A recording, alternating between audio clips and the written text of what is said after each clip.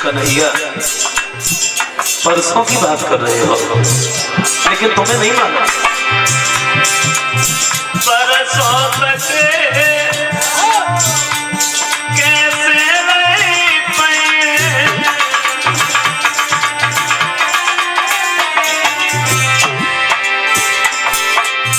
बिना तुम्हारे न खाना खाए,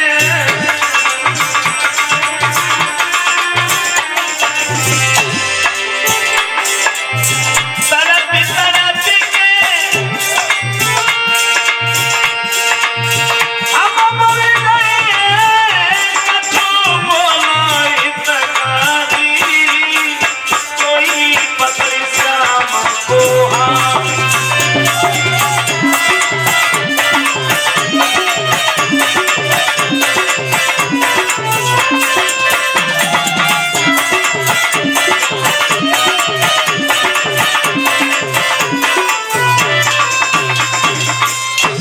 राधा जब रोई है, बलराम ने भी समझाया राधा रो नहीं, हम सब लोग आएंगे। सबको समझाने के बाद श्याम बलराम नंद बाबा ग्वाला वहां से आगे बढ़े। यशोदा मैया जितने भी गोपियां हैं रथ की तरफ देख करके खड़ी है, आंखों से आंसुओं की धारा बह रही है। और जरा सोचो, जिस जगह पर 7 दिन तक भगवान के लीलाओं का वर्णन होता रहता है और 7 दिन के बाद में जब व्यास गद्दी को उठा दिया जाता है तो कुछ दिनों तक अच्छा नहीं लगता। और जहां से स्वयं भगवान ही जा रहे हो तो उनके दिलों पर क्या बीत रही होगी, क्या दशा हो रही थी।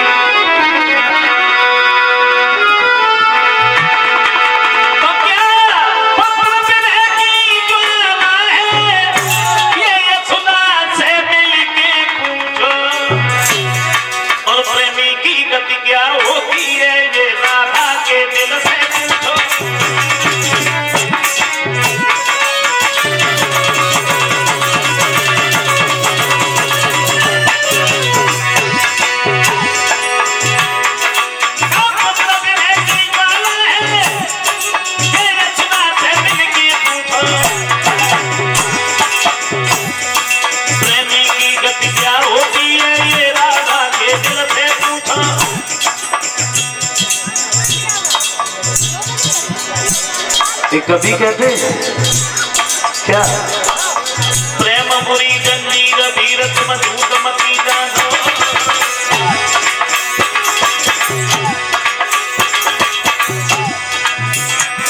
जब आए जाति कसते सबुरी बीमारी जाए जानो रे, हमेशा दिल में दिल धड़के, बुद्धि करे न काम करे जो फिर प्रेमी तरफ तेरे हराम खाना पीना हो गए, और दिन में घर न चैनो रात को नींद आए।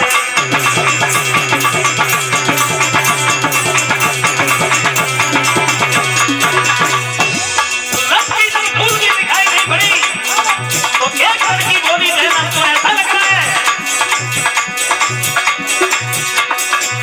अमर तू करीगो सब दिया को, अमर तू करीगो कन्हैया को।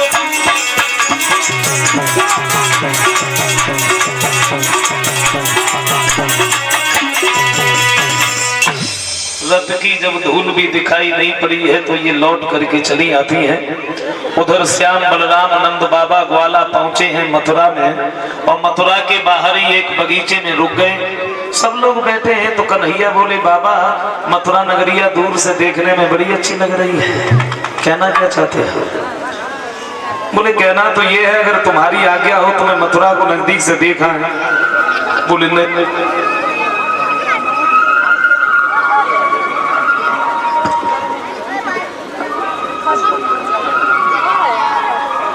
समझाया है मथुरा में न जाओ। क्यों? बोले कंस के शासन में रहते रहते लोग इतने झगड़ालू,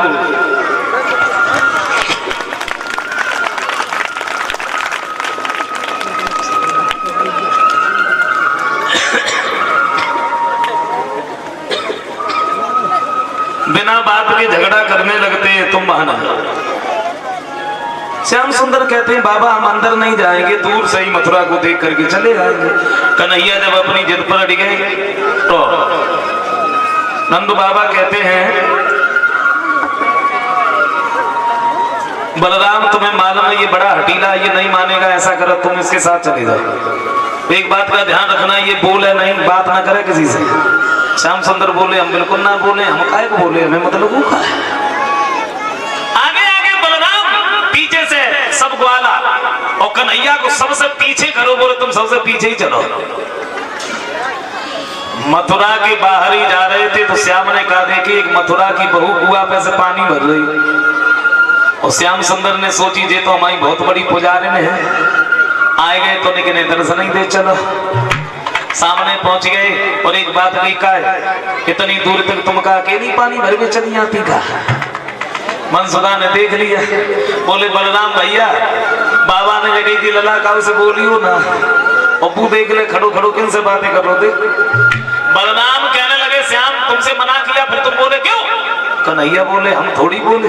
फिर बोले तुम सब लोग तो आगे निकले गए, हम ही पीछे रह गए सुनने, हमसे पूछ रही का एक ही गांव में रहा था या कहूँ अलग अलग रहा था, सो हमने बताई।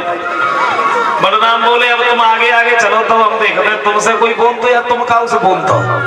आगे कर लिया और बजो बहू रहे, बाकी तो नन्हे छत्ते पे ठाड़ी ठाड़ी देखती रही। वह घर पे पहुंची, माने घड़ा सर पे से नीचे ना रख पाओ, और मारे गुस्सा के मारे नीचे उतर के आई, बोले आज हमने जाने पाई पानी भरवे के बहाने से जाती है, कुआं पे घंटन भरे ठाड़ी ठाड़ी बतलाती रहती है। कौन थे ये जिनसे तुम बातें कर रही थी? आ जान दो भैया, और तुम्हारे हमने जो गाली गाना छरवा दे तो मेरू ना होना है। कौन थे? बोली बहन तुम्हें नहीं मालूम, जिनकी हम वर्षों से प्रशंसा करते चले आए, जिन्होंने बचपन में पूतना सकटासुर बकासुर बकासुर जैसे राक्षसों को मार दिया, वही श्याम और बलराम है। दोनों बोली बहन तेरी तो किस्मत ही खुलेगी, अब तू हमें जब बता दे कौन से कन्हैया है कौन से बलराम है। बोले हम बिल्कुल नहीं बताए। क्यों? बोले भैया बगाल चरवा लो, हम जत्ते ना बताए। बोले हम काम से ना कहे, तू हमें बता। तो बोली बहन